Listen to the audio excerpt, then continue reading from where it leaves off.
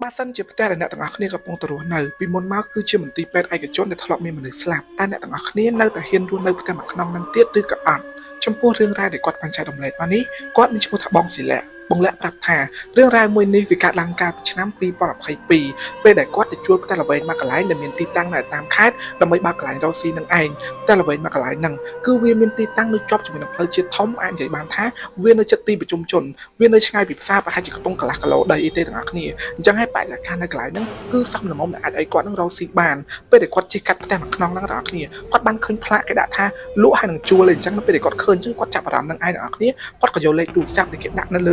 អាផ្លាកដើម្បីប្រកាសលក់ហ្នឹងណាយកទៅសួរនាំម្ចាស់គេគាត់ណាត់គ្នាមកមើលផ្ទះហ្នឹងពេលដែលគាត់ណាត់មកហ្នឹងគឺគាត់ទៅជាមួយនឹងប្អូនស្រីរបស់គាត់ព្រោះតែប្អូនស្រីរបស់គាត់គឺត្រូវមករស់នៅជាមួយនឹងគាត់ដែរអញ្ចឹងម្ចាស់ផ្ទះគេនឹងក៏ឲ្យគាត់ចូលទៅមើលខាងក្នុងបរិយាកាសនៅខាងក្នុងគឺរបៀបថាវាមានទលីមានដីមានពីពីងមានអីចឹងទៅព្រោះម្ចាស់ផ្ទះគេក៏បានប្រាប់ដែរថាផ្ទះមួយខ្នងហ្នឹងធ្លាប់បានជួលឲ្យគេពីមុនមកប៉ុន្តែវាក៏ត្រូវបានគេទុកចោលប្រហែលជាក្នុង7 ឆ្នាំហើយអត់ទាន់មានពីណាគេជួលអត់ទាន់មានពីណាគេមកនៅទៀតទេអញ្ចឹងគាត់នឹងក៏ដើរមើលពេលគាត់ដើរមើលទៅទាំងអស់គ្នាផ្ទះមួយហ្នឹងវាជាប្រភេទផ្ទះល្វែងដែលមាន2បន្ទប់ជាន់លើមួយជាន់ក្រោមមួយអញ្ចឹងនៅពេលដែលឃើញបរិយាកាសក្នុងផ្ទះឃើញអីហើយគាត់កាន់តែពេញចិត្តលើសដើមគាត់ក៏សម្រេចថាជួលនៅហ្នឹងប៉ុន្តែកងត្រាដំបងដែលគាត់ធ្វើជាមួយនឹងម្ចាស់ផ្ទះហ្នឹងគឺគាត់សុំរបៀបថាជួលគេកន្លះឆ្នាំសិនសុំធ្វើកងត្រាកន្លះឆ្នាំសិនអញ្ចឹងដោយសារគាត់ខ្លាចខ្លួនឯងរបៀបថារត់អត់រួចហើយគាត់បើកហាងទៅវាលក់អត់ដាច់លក់អីចឹងណាគាត់សុំគេជួលកន្លះឆ្នាំមុនអញ្ចឹងទៅអញ្ចឹងគាត់នឹងក៏និយាយកងត្រាគាត់សញ្ញាអីធ្វើកិច្ចកងត្រាមួយគ្នាអញ្ចឹងទៅក៏ធ្វើអីហើយអស់នេះប៉ុន្តែនៅពេលធ្វើឲ្យភ្លាមហ្នឹងគាត់មិនទាន់បានមកនៅផ្ទះហ្នឹងភ្លាមទេដល់តែបានមួយអាទិត្យបានគាត់នឹងចាប់ដើមមកជាមួយនឹងប្អូនស្រីរបស់គាត់ចាប់ដើមមករៀបចំបោះសម្អាតនៅក្នុងផ្ទះហ្នឹង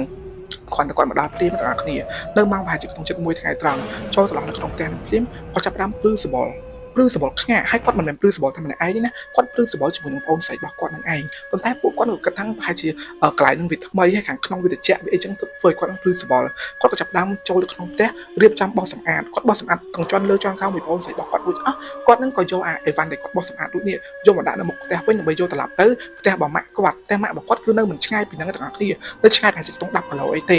អញ្ចឹងគាត់នឹងក៏ឈរចាំរហូតដល់គេមកអញ្ចឹងណាមកទទួលគាត់ត្រឡប់ទៅវិញនេះគាត់ស្រាប់តែមានគេម្នាក់ដើរកាត់មុខផ្ទះហ្នឹងហើយគេសួរថាមីអូនទិញផ្ទះហ្នឹងមែនអញ្ចឹងគាត់ថាអត់ទេគាត់ជួលផ្ទះគេបើកលក់អីវ៉ាន់បាក់អីចឹងណាគាត់ថាហ៊ានជួលដែរគេសួរគាត់អញ្ចឹងមកគាត់ថាហ៊ានជួលដែរអញ្ចឹងគាត់សួរវិញថាចេះមានអីមែនមីងផ្ទះហ្នឹងមានបញ្ហាអីមែនអញ្ចឹងមីងគាត់ថាចេះផ្ទះហ្នឹងពីមុនមកគឺជាមន្ទីរពេទ្យក្មួយកាលពី2 ឆ្នាំមុនហ្នឹងគឺជាមន្ទីរពេទ្យគឺគេបើកមន្ទីរពេទ្យឯកជននៅក្នុងហ្នឹងអីចឹងណាអញ្ចឹងគាត់សួរគេថាគាត់តែបើកមន្ទីរពេទ្យហ្នឹងមិនមីងថាមីអូនឯងមិនដឹងទេធម្មតាមន្ទីរពេទ្យឯកជនក៏ដោយអីក៏ដោ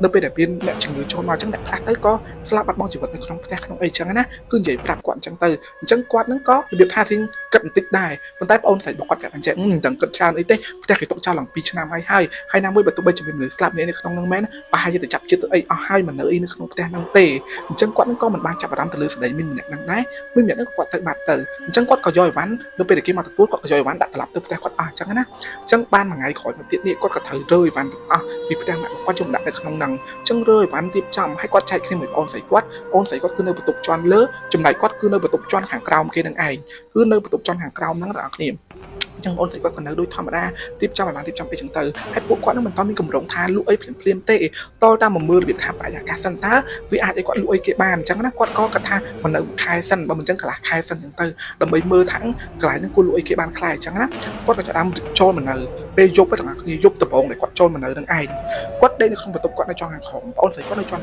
ៅជាន់ខាងលើម៉ោងប្រហែលជាខ្ទង់ម៉ោង7 យប់ក៏ស្រាប់តែឮសំឡេងបងស្រីគាត់ស្រែកយំមកតំហឹងថាស្រែកយំមែនតើទាំងគ្នាយំដូចមានពីណាគេធ្វើបាបយំដូចមានពីណាគេចាក់កអញ្ចឹងហើយបងស្រីគាត់មិនមែនយំធម្មតាទាំងគ្នាយំបដារត់ចុះពីលើផ្ទះមកបដារត់ចុះមកពីលើផ្ទះរត់ចុះបន្ទប់គាត់ឲ្យអោបគាត់សួរថាមានរឿងអីបងស្រីគាត់ប្រាប់មកថាមុនហ្នឹងមិនដឹងថាគាត់យល់សពឬមួយក៏មែនតែនទេវាពាក់កណ្ដាល50 ម្នាក់អញ្ចឹងណាគឺគាត់បានឃើញមនុស្សច្រើនខ្លាំងមែនតែនឈរនៅជុំវិញក្រែរបស់គាត់ហើយមនុស្សទាំងអស់ហ្នឹងគឺពាក់ខោអាវអ្នកជំងឺនឹងឈរនៅជុំវិញក្រែរបស់គាត់ហើយមនុស្សទាំងអស់ហ្នឹងគឺមុខស្លេកស្លាំងអ្នកខ្លះទៅទាំងអស់គ្នាគឺហូរឈាមតាមភ្នែកអ្នកខ្លះទៀតទៅគឺអត់មានជើងអ្នកខ្លះទៀតទៅគឺឈរជើងអត់ជាប់ដីទេអញ្ចឹងពេលដែលឮផងស្រីរបស់គាត់និយាយអញ្ចឹងគាត់ក៏ថាអញ្ចឹងហើយមកពីស្ដាប់មីងនោះនិយាយអញ្ចឹងណាគិតច្រើនគិតអីចឹងតែអត់អីទេមានបញ្ហាអីទេតែបងស្រីរបស់គាត់ទាំងអស់គ្នាគឺគ្នាខ្លាចពិតមែនលិចទាំងទឹកនោមទៀតលិចនោមដាក់ខោហើយយំគាត់តែពីយំអប់គាត់ហ្មងអញ្ចឹងគាត់ក៏ថាដេកនៅក្នុងបន្ទប់គាត់អញ្ចឹងដេកនៅក្នុងបន្ទប់គាត់មួយថ្ងៃទៅអត់អីទេ អញ្ចឹងចូលដល់ថ្ងៃទី2ក៏បងអូនស្រីគាត់នៅដេកបន្ទប់ជាមួយនឹងគាត់ដែរទាំងអស់គ្នាដេកបន្ទប់នៅជុំគ្នាអញ្ចឹងទៅប៉ុន្តែគាត់បានសែនគាត់ថានៅពេលដែលព្រលឹមឡើងណាគាត់គាត់លឺអីដែលបងអូនស្រីរបស់គាត់និយាយហើយគាត់នឹកដល់ស្ដីដែលមីងម្នាក់នឹងប្រាប់មកគាត់ណាគាត់ក៏លើកថាយកទៅសែននៅមុខផ្ទះហ្នឹងសែននៅក្នុងផ្ទះសែនឲ្យជំនាញផ្ទះសែនអីអញ្ចឹងថាអញ្ចឹងខ្ញុំមករកស៊ីទេខ្ញុំមកល្អមកអីទេអត់មានមកខ្លាំងអីទេហើយគាត់ថាអញ្ចឹងបើទោះបីជាពេលហ្នឹងគាត់រៀងជឿខ្លះអត់ខ្លះក៏ប៉ិតមែនប៉ុន្តែគាត់ក៏ហ៊ានប្រមាថដែរគាត់ព្យាយាមសែនច្រូចទឹកជួយអីគេអញ្ចឹងណាចូលដល់យប់ទី2បងអូនស្រីរបស់គាត់ដេកបន្ទប់មួយគ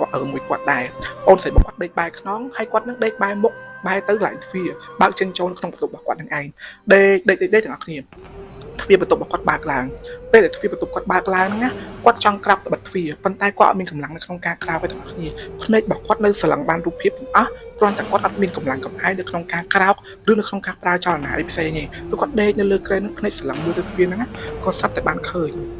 ទាំងអស់គ្នាគឺច្រើនមែនតើមានគ្នាប្រហែលជាខ្ទង់10នាក់មានប្រុសមានស្រីពាក់កៅអៅអ្នកជំងឺដើរចូលមកក្នុងបន្ទប់គាត់ថាពេលហ្នឹងទាំងអស់គ្នាគាត់មិនច្បាស់ដូចគ្នាថាវាមែនតើឬក៏50 ដូចជាមួយនឹងយល់សពដូចអូនស្រីគាត់កើតវិយប់ចឹងគាត់ឃើញគេចូលមកឲ្យជុំវិញក្រែដើរជុំវិញក្រែគាត់ឲ្យឈោនៅជុំវិញក្រែគាត់ហ្នឹងអស់ពីឈោនៅជុំវិញក្រែម្នាក់នាំគ្នាស្រែកតហោយំនៅក្នុងផ្ទះហ្នឹងបងប្អូនស្រែកតហោយំគាត់ស្លឹងមើលគាត់បាត់ភ្នែកក៏បាត់អត់កើតដែរគាត់ស្លឹងមើលទាំងខ្លាចហ្មងណាប៉ុន្តែស្រាប់តែដៃបងអូនស្រីគាត់លូកមកអោបចង្កេះគាត់ក៏ភ្ញាក់ដឹងខ្លួនទៅពេលដែលគាត់ដឹងខ្លួនហ្នឹងបងប្អូនគាត់ក្រោកអង្គុយមើលក្នុងបន្ទប់ទៅក៏អត់មានអីទេគឺមានតែគាត់ពីអ្នកបងអូនស្រីគាត់ហ្នឹងឯងប៉ុន្តែអីដែលគាត់បានឃើញមុនហ្នឹងគឺគាត់ចាប់ផ្ដើមអត់ច្បាស់នឹងខ្លួនឯងហើយថាវាជាមែនតើឬមួយក៏ជាការយល់សប្តិគាត់បាញ់ចាបាច់ទាំងអស់គ្នាដោយសារតែគាត់ឃើញនឹងគឺវាច្បាស់ខ្លាំងពេកអញ្ចឹងណាហើយដល់ពេលព្រឹកស្អែកឡើងគាត់ក៏សែនទៀតគាត់ប្រាប់អូនស្រីគាត់ថាយប់មិញគាត់ចាយក៏ឃើញដែរនិយាយអូនគាត់អីអញ្ចឹងណាអូនស្រីគាត់ថាចេះពូអត់ស្រួលទេចាយធ្វើពិធីហៅលោកសុតមុនសុតអីអញ្ចឹងអីគាត់ក៏ព្យាយាមតាក់ទងទៅម្ចាស់ផ្ទះគេសួរគេថាចេះបងអាចហៅលោកសុតមុនបានអត់ដោយសារផ្ទះបងឯងអត់ស្រួលមែនតើហើយមកដល់ដំណាក់កាលហ្នឹងហើយខ្ញុំក៏មិនអាចធ្វើអីរបៀបថាយកលុយត្រឡប់មកវិញបានដែរបងឯងច្បាស់ជាមិនឲ្យខ្ញុំទេអញ្ចឹងខ្ញុំសុំនិមន្តលោកមកធ្វើបន់សូត្រមុននៅក្នុងផ្ទះហ្នឹងអីចឹងណាអញ្ចឹងម្ចាស់ផ្ទះគេក៏ថាអត់អីអូនហើយរបៀបគាត់សួរតាមត្រង់មកថាបងផ្ទះហ្នឹងពីមុនមកជាពេទ្យមែនចាប់តែគេក៏ប្រាប់ដែរថាហ្នឹងឲ្យអូនជាពេទ្យហើយពេទ្យមួយហ្នឹងទាំងគ្នាធ្លាប់មានខាងគ្រួសារសាច់ញាតិជនរងគ្រោះគេប្តឹងច្រើនមែនតើដោយសារអីគាត់អាសាព្យាបាលគេទៅអ្នកខ្លះទៅលួចថាឈឺហើយស្លាប់នៅក្នុងហ្នឹងអីចឹងណាវាមានបញ្ហាអីរហូតនឹងឯងអញ្ចឹងឲ្យទៅគេនឹងឈប់ជួបផ្ទះហ្នឹងឲ្យឈប់ម្ចាស់ផ្ទះគេឈប់ជួបផ្ទះហ្នឹងឲ្យអញ្ចឹងទៅហើយម្ចាស់ពេទ្យហ្នឹងក៏គេមិនដឹងទៅណាទៅនេះគឺគាត់នឹងដូចគ្នាទេអត់ដឹងទេហើយផ្ទះហ្នឹងក៏ត្រូវទុកចោលមករហូតអីអញ្ចឹងណាអញ្ចឹងគាត់មួយប្អូនគាត់ថាចេះជាមួយថ្ងៃសៅរ៍នឹងនិមន្តព្រះសង្ឃមកទាំងអស់នឹងអត់មុនពេលដែលគាត់និមន្តព្រះសង្ឃមកហ្នឹង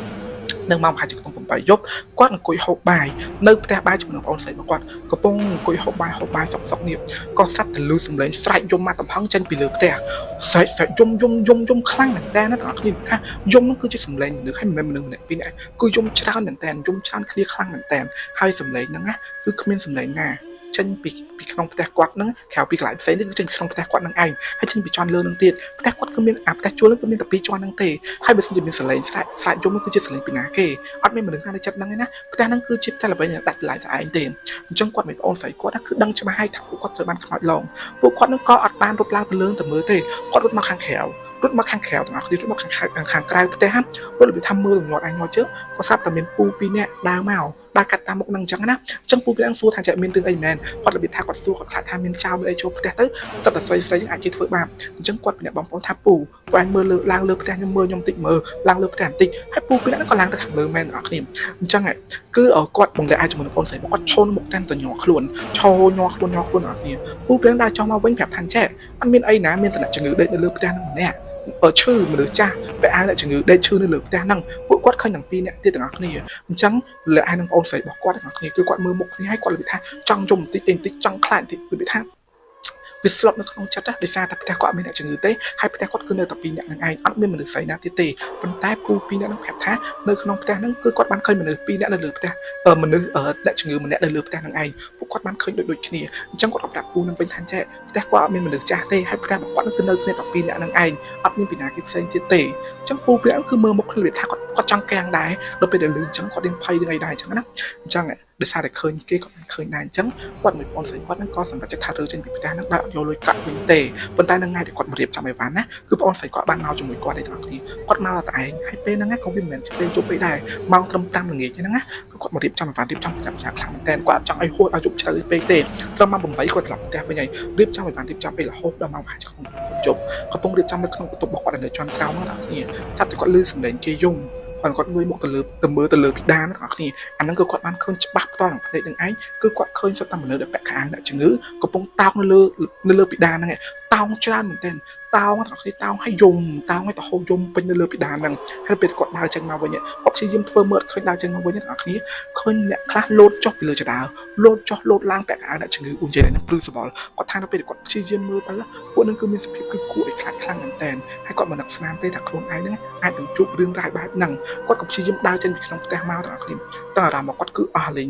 ហើយផ្ទះមួយហ្នឹងគឺគាត់អត់ចង់ប្តឹងម្ចាស់ផ្ទះហើយគាត់ចង់និយាយពីបញ្ហាអីហ្នឹងទៀតទៅលើម្ចាស់ផ្ទះដែរដោយសារថាគ្នាហ្នឹងក៏មិនចង់ឲ្យមានរឿងអញ្ចឹងកើតឡើងដែរដើម្បីផ្ទះរបស់គ្នាគឺជាប្រភេទផ្ទះជួបទៅអីដែរអញ្ចឹងបើយើងនៅបានក៏នៅនឹងបានក៏អត់ចឹងទៅប៉ុន្តែម្ចាស់ផ្ទះគេហ្នឹងទាំងអស់គ្នាក៏គេនឹងរៀបរៀងទឹកចិត្តដែរគឺគេឲ្យថ្លៃកក់គាត់ 50% ត្រឡប់មកវិញបើតាមច្បាប់នៅពេលដែលយើងរើចឹងអញ្ចឹងគឺគេអត់មានត្រូវឲ្យលុយកក់យើងត្រឡប់មកវិញទេប៉ុន្តែគេនិយាយថាអត់អីដែរអញ្ចឹងគេក៏ព្រមឲ្យអញ្ចឹងទៅហើយម្ដងសប្តាហ៍ហ្នឹងនៅពេលគាត់ជិះកាត់ផ្ទះហ្នឹងម្ដងគឺគាត់ព្រឺសម្បត្តិខ្លាំងមែនតើហើយសូម្បីឥឡូវហ្នឹងផ្ទះមួយខ្នងគាត់ទៅគេទុកចោលចឹងអត់មានពីណាគេជួបមានអីទេអ្នកនរគ្នាចំពោះរឿងរ៉ាវដែលគាត់បានចែករំលែកមកនេះគឺមានតែប៉ុណ្្នឹងទេបើសិនជាអ្នកនរគ្នាមានរឿងចែករំលែកទេកុំភ្លេចឆាតមកក្នុង account IG របស់ខ្ញុំផងហើយកុំភ្លេចមួយទៀតទាំងអស់គ្នានៅថ្ងៃទី26ខែមិថុនាឆ្នាំ2026យើងនេះរឿងសងដៃខ្ញុំវិញដែលជាស្នាដៃនិពន្ធរបស់ខ្ញុំហើយផលិតដោយអភិហ្វៀមនឹងធ្វើការចាក់បញ្ចាំងគ្រប់គ្រងភាពយន្តទាំងអស់នៅទូទាំងប្រទេសកម្ពុជាហើយបើសិនជាអ្នកទាំងអស់គ្នាចង់មើលខ្សែភាពយន្តដែលភ័យរន្ធត់ខ្លាំងហើយធ្វើឲ្យអ្នកទាំងអស់គ្នាដេកអត់លក់កុំភ្លេចរឿងសងដៃខ្ញុំវិញនឹងចាក់បញ្ចាំងថ្ងៃទី26ហ្នឹងហើយ